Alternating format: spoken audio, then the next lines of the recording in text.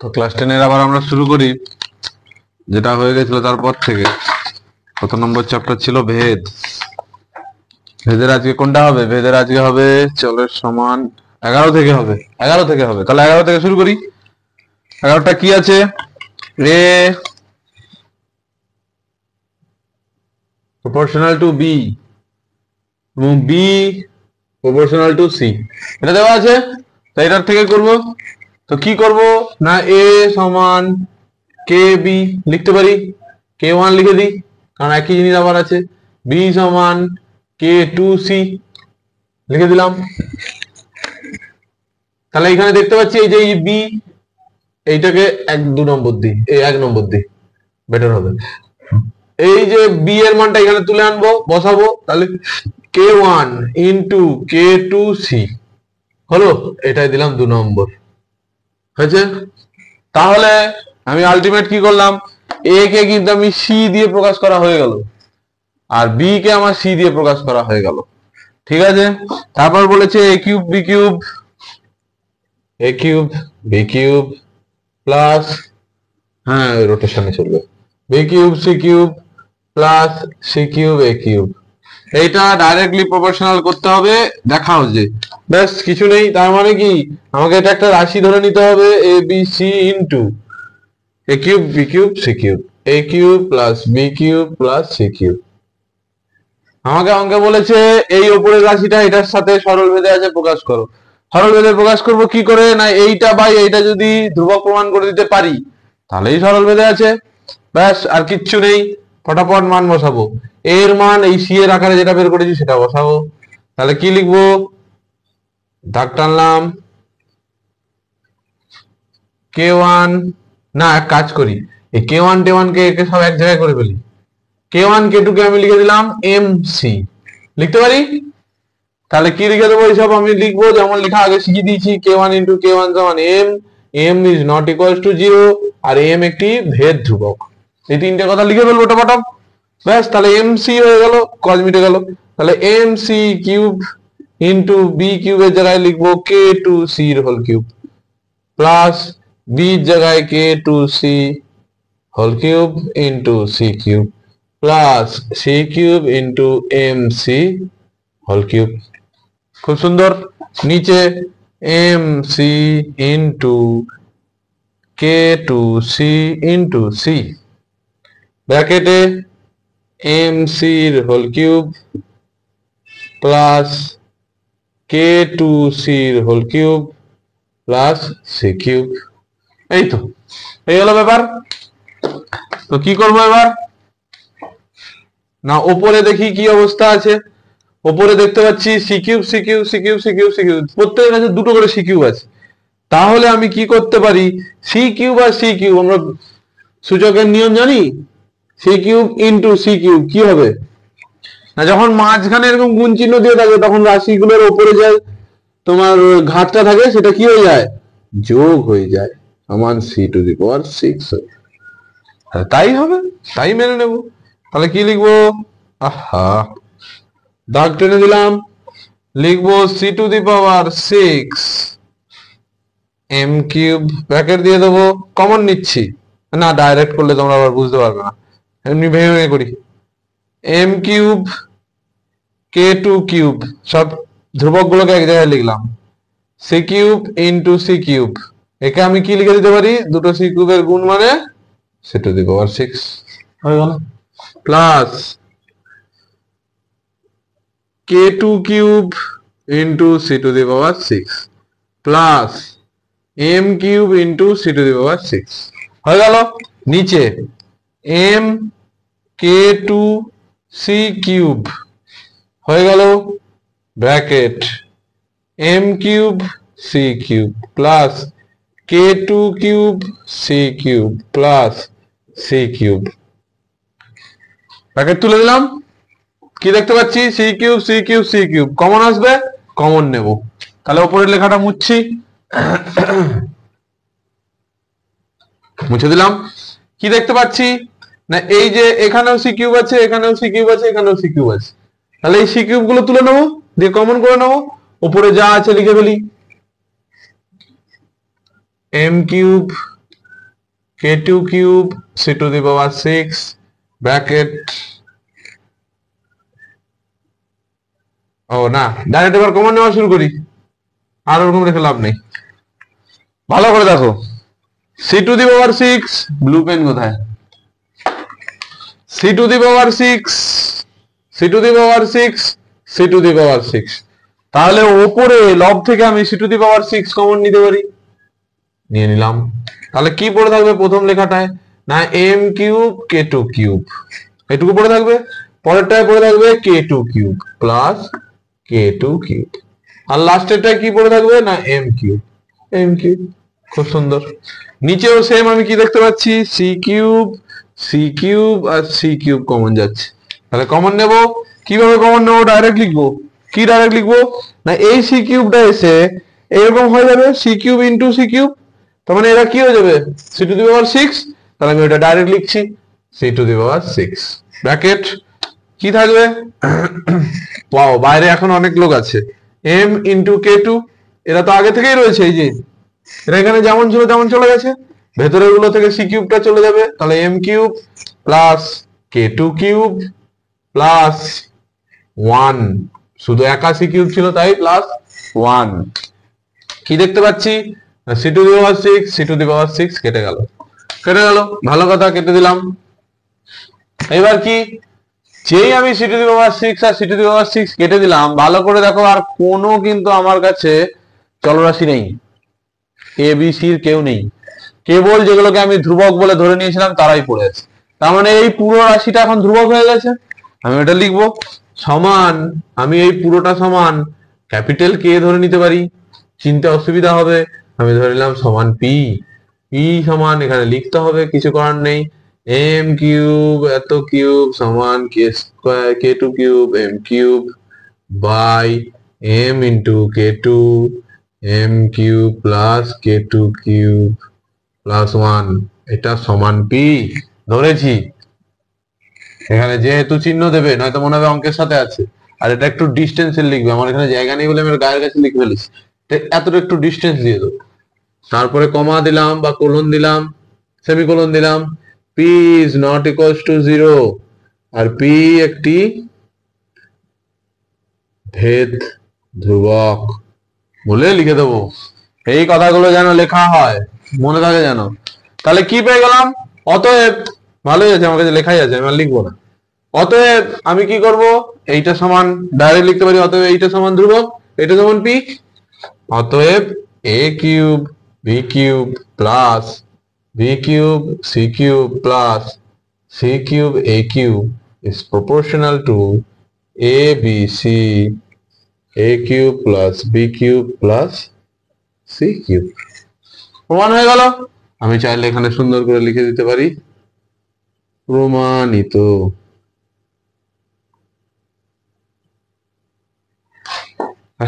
এত দূর করলেই অঙ্ক শেষ, 11টা হয়ে গেল, বোঝা গেছে, সুন্দর অঙ্ক, খুব একটা কঠিন নয়, জাস্ট প্রথমের লেখাটাকে বুঝে নিতে পারলেই গল্প শেষ। এরপরে তো মান বসালে বাকিটা তোমরা পারবে। 12টা দেখে ফেলি।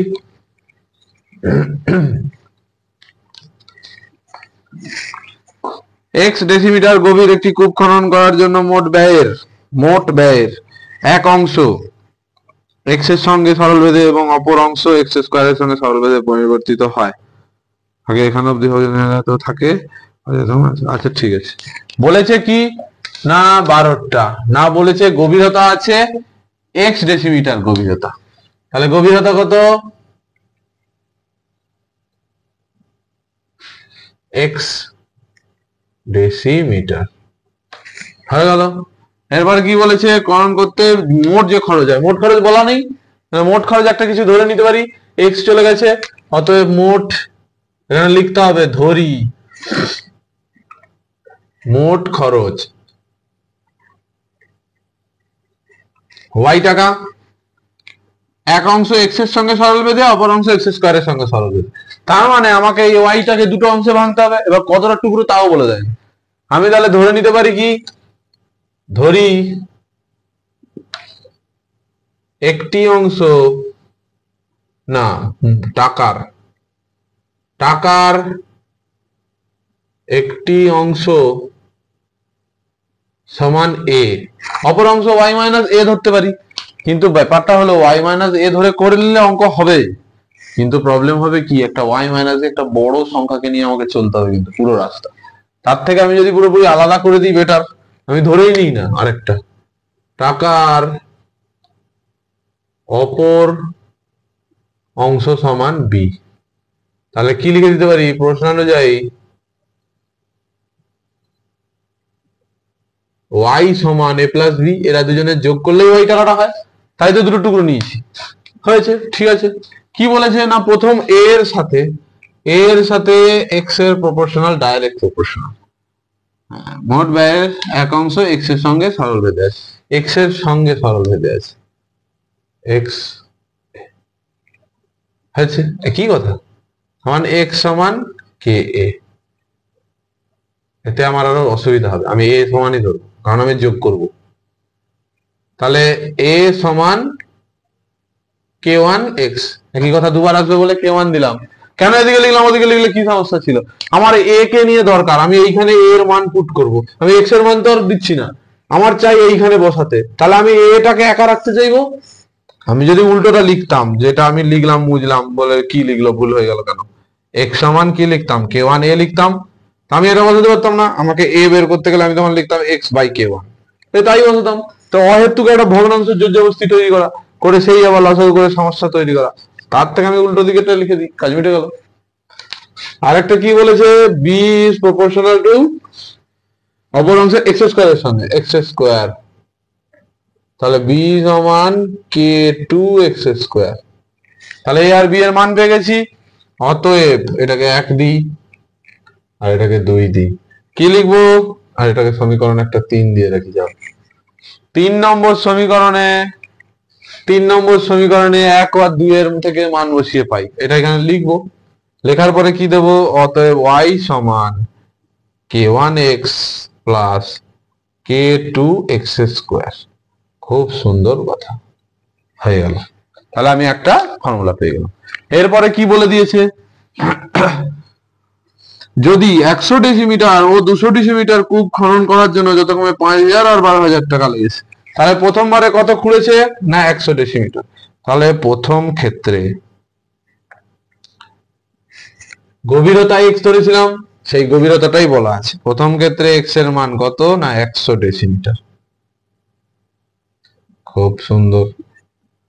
আর কি বলা আছে, খরচ বলা আছে, এখানে কাকে খরচ ধরেছিলাম, y কে খরচ ধরেছিলাম, তাহলে y এর টাকা দেওয়া আছে 5000 টাকা প্রথমবারে খরচ হয়েছে, তাহলে প্রথমবারে খরচ হয়েছে y সমান 5000 টাকা, একক গুলো নাই লিখতে পারি যেহেতু সমীকরণে পুট করব, ব্যাস তাহলে মান বসিয়ে দিই, তাহলে 5000 সমান কে one into 100 plus K two into 100 এর স্কোয়ার, এটাকে একটু সলভ করে ফেলি, কি সলভ করতে পারি, ডাইরেক্ট করব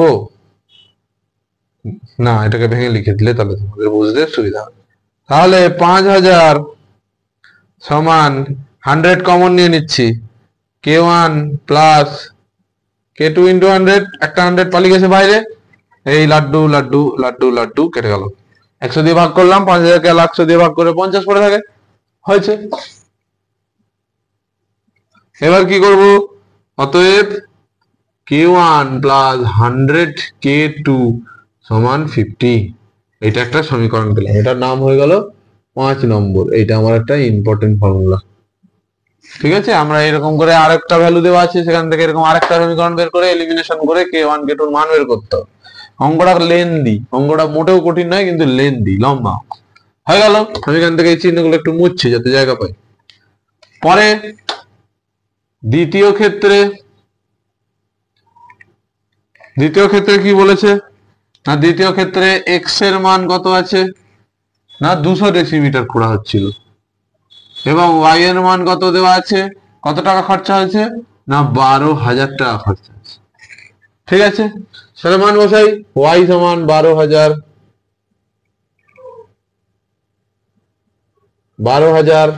সমান কে ওয়ান এক্স, তাই তো, হ্যাঁ, কে one into 200 plus K two into 200 এর স্কোয়ার। ব্যাস সেম প্রসেস লাগাবো। কি করব, 1200 সমান 200 common k1 plus 200 k2 square থেকে একটা বেরিয়ে গেছে, একটা রয়েছে। ঠিক আছে, তাহলে এবার কি হবে, লাড্ডু লাড্ডু লাড্ডু লাড্ডু কেটে গেল, 2 দিয়ে কাটবো, 2 6 12, তার মানে 60। অতএব k1 প্লাস 200 k2 সমান 60। এটাকে দিলাম 6 নম্বর। এই দুটো আমার কাছে এখন ইম্পর্টেন্ট ফর্মুলা। তাহলে আমার এই ফর্মুলাটা আর এই দুটো ফর্মুলা হলে আমার অঙ্ক হয়ে যাবে। ঠিক আছে, তো আমি যেহেতু বোর্ডে করছি, এইটা আমি এখানে লিখে রাখছি যাতে আমি পরে পেয়ে যাই। কত আছে, y সমান k1x প্লাস k2x স্কোয়ার। মনে রাখার জন্য লিখে রাখলাম, তোমরা তো পেজ উল্টালেই পাবে, আমি ভুলে যাব। ঠিক আছে, তাহলে এখান থেকে মুছছি।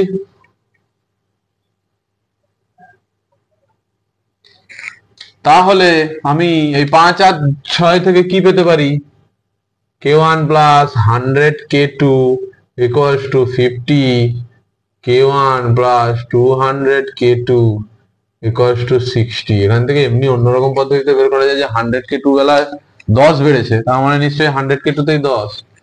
তাহলে এখান থেকে মাইনাস, এটাকে মাইনাস, এটাকে মাইনাস, তাহলে এরা উড়ে গেল। এদের দুজনের বিয়োগ করলে হচ্ছে 100 k2, 100 k2 সমান -10। এই মাইনাস চিহ্ন চলে গেল, 10 থেকে 0 চলে গেল, এখানে কত থাকলো 1। অতএব 10 k2 সমান 1, k2 সমান 1/10। তাহলে একটার মান পেয়ে গেলাম, কিন্তু একটা k2 এর মান পেয়ে গেলাম। তাহলে একটা ধ্রুবক রাশির মান পাওয়া গেল, সুন্দর হয়েছে। তাহলে আর একটা ধ্রুবক রাশির মান তো এমনি না পেয়ে যাব, মান বসিয়ে দেবো। তাহলে 5 নম্বরে মান বসিয়ে পাচ্ছি, 5 নম্বরে মান বসিয়ে দিলাম। কি হবে, k1 প্লাস 100 ইন্টু k2 এর মান 1/10 ইকুয়ালস টু 50। তাহলে এই 10 10 উড়ে গেল, এই 10 10 উড়ে গেলে আর কি থাকছে না, k1 ইকুয়ালস টু 50, এটা শুধু 10 আছে, -10 সমান 40। তাহলে k1 এর মান কত, 40। তাহলে দুটো ধ্রুবক রাশির মান পেয়ে গেলাম, 7 নম্বর 8 নম্বর। 8টা সমীকরণ হয়ে গেছে, দেখো হয়েছে। k1 k2 মান পেয়েছি, ব্যাস। তাহলে আবার কি, k1 k2 মান যদি পেয়ে যাই, আমার এই ফর্মুলায় লাগালে অঙ্ক হয়ে যাওয়া উচিত। এবার কি বলেছে না, 250 ডেসিমিটার গভীরতা খরচ হয়েছে। এটা কোনটা, তৃতীয় ক্ষেত্রে।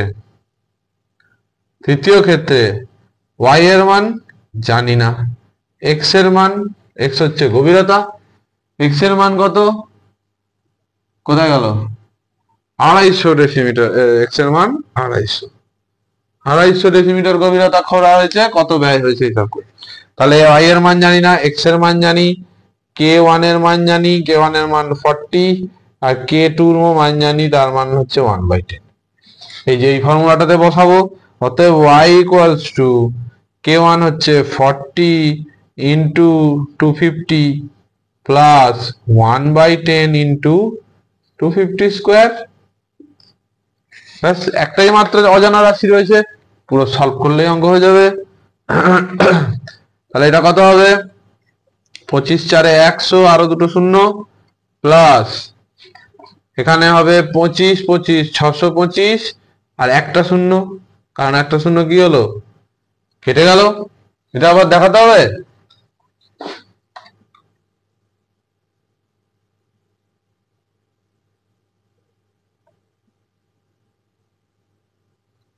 হয়েছে, কোথা থেকে শূন্য উড়ে গেল দেখে দিলাম।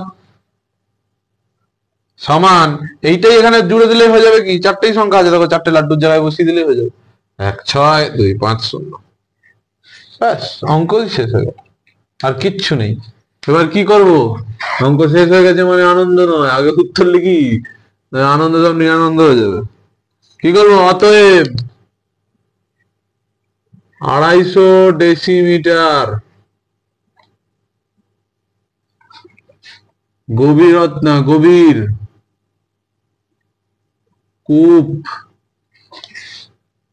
খনন করতে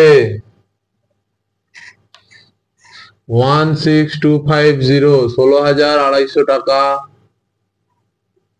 খরচ হবে। মনে থাকবে? এইখানে লিখলে তবে গিয়ে বন্ধ হলো অঙ্ক, মানে অঙ্ক শেষ হলো, বন্ধ হলো বলছি। ঠিক আছে।